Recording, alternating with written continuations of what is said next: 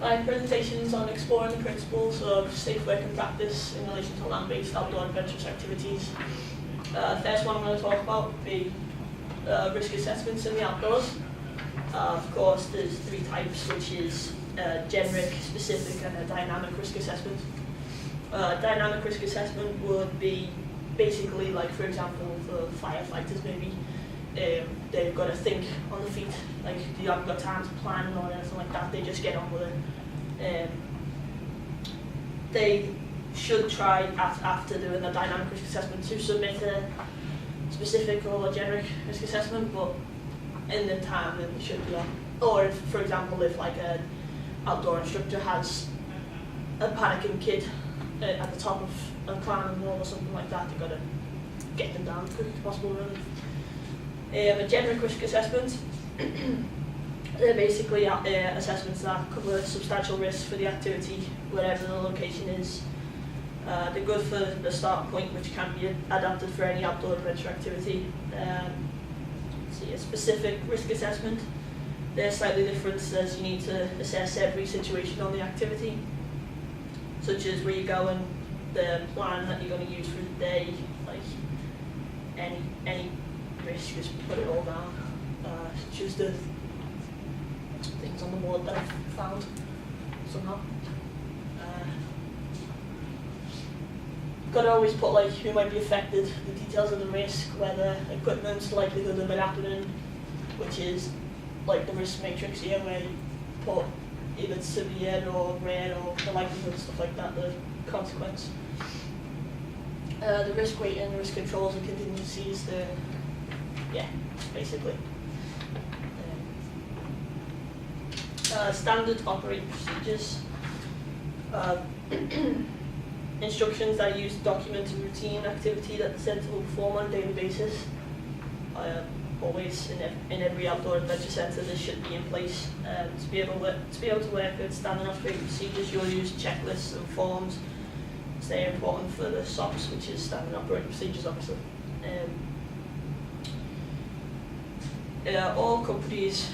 Nearly all companies rely on these procedures to make sure that the products or outdoor activities are at high standard and all their employees are at top quality all round. The procedures, the useful tools to link important policies, best practices and government regulations within the staff and centres to make sure that everyone's safe. It looks at managing hazards or risks, and will usually be in a handbook or manual with checklists or forms to give to all the employees.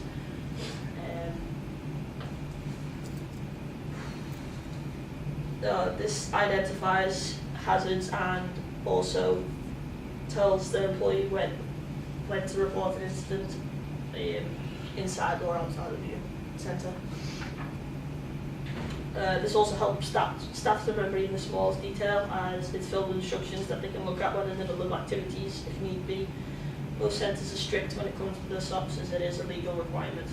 They're a good guidance tool for any newcomers to the staff, as it keeps the training fresh and they can always look back to it if they feel the need to, and don't always have to go to other employees while they're doing their jobs.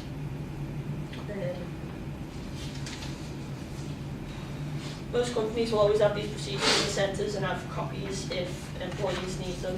They are effective and ensures all employees that they can access them when need be, and shows the employees the effort of policy and regulations. That's it on that, I think. And just like the emergency operating procedures, such as the emergency response flowchart.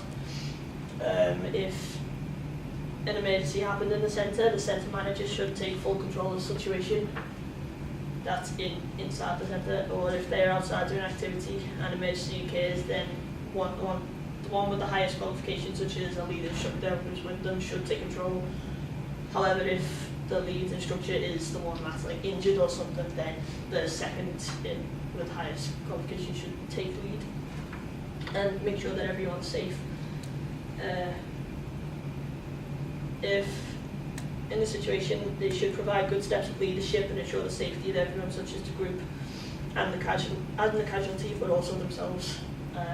Every scenario that someone is in will be different, and they have to read the guidelines and take proper measures to ensure everyone's safety.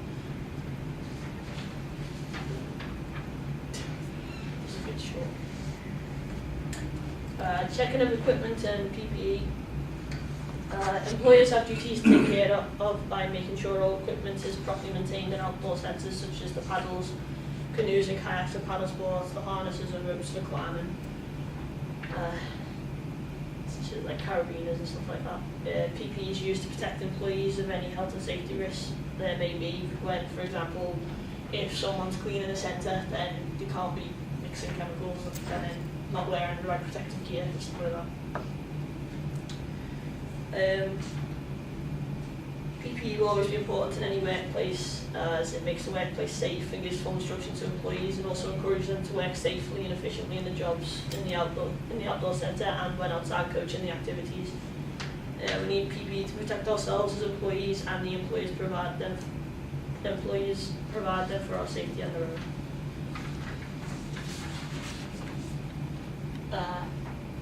Health and safety executives with also legislation. I included RIDDOR, which is the Reporting of Injuries, Disease and Dangerous Occurrences regulations, in 1995. This is used to give a set of reporting requirements to every work activity in Great Britain. This was made under the Health and Safety at Work Act in 1974, and the main purpose for this was to generate regular reports to the Health and Safety Executive. This helps employers and employees to be examined by authorities so that they can determine what needs to be done to prevent any future accidents or health worries. The Health and Safety Executive is basically the watchdog for employees in their work, such as if they have like any illnesses related to work or if they've been injured in work, they can help them through it. And it helps to reduce any work-related injuries, illnesses, or even deaths. Really, in Great Britain, like it can. It's just the backbone for employees, basically. Safeguarding you and the participants. Safeguarding legislation and government guidance says that safeguarding means to protect people such as young children or vulnerable adults or young adults, of course, from maltreatment, prevent any health or development impairments, and also to ensure that children get the best out of the outdoor sessions, but safely and effectively.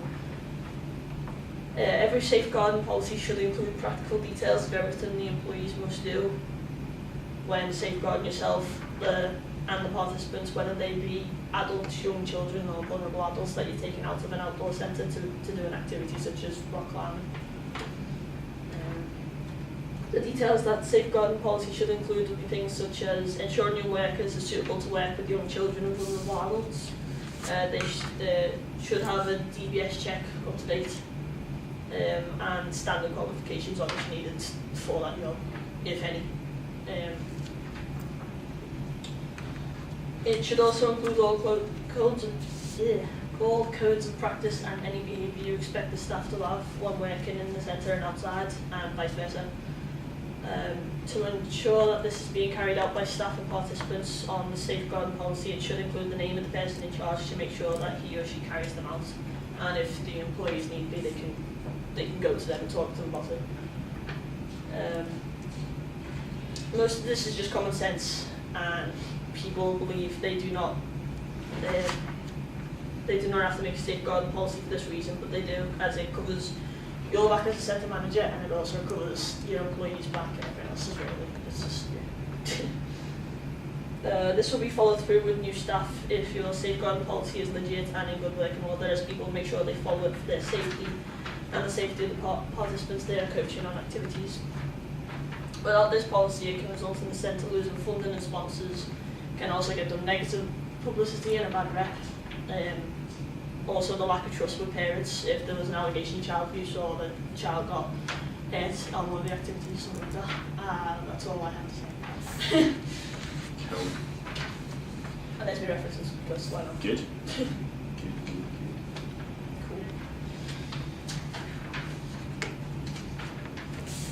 Cool, nice one. Go on then. How do these principles that you've said, how do they apply to us? And have you seen kind of like either myself or Matt give any examples of these when we've been out on sessions? Yeah, like the debrief and stuff. Okay, so Go on. Say a bit more. Go on. Like when you're out and do like the safeguard and stuff like that, make sure that we've always got protective gear on before we go next to like the ropes come down on the other side, the face or whatever. Yeah. And how do we ensure on the risk assessment today just for participants? No, it's for staff as well. Staff as well, so kind of anybody that could come to harm. Yeah. Good. And what was the other question?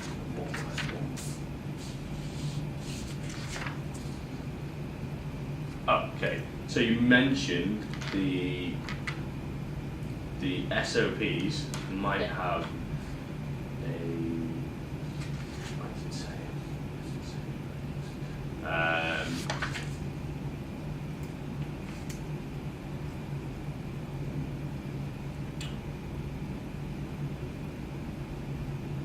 Go on. Why do we have SOPs then? Go on, just go over that bit again. Of the SOPs because it's like it's really hard to do without a notes.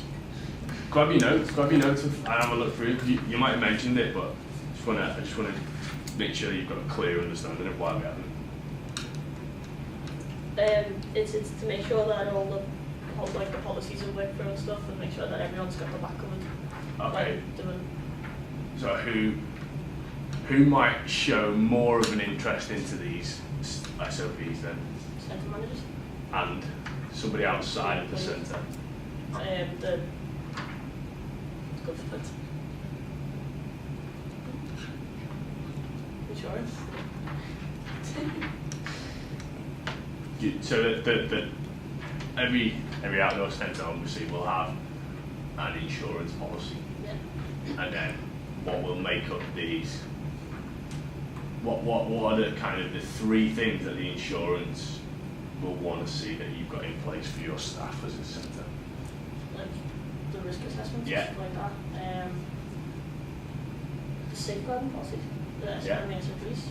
And then how are you going to make sure that if I was to take you guys out surfing, Yeah. and one of you drown, what would happen? Well, if you haven't got the qualifications and stuff, the things behind you, the awards and stuff like that, then you can get done for it, really. Yeah, who is that? Just the instructor or is that the centre? It's both, isn't it? Yeah, good. Superb. Cool, well done. Relax.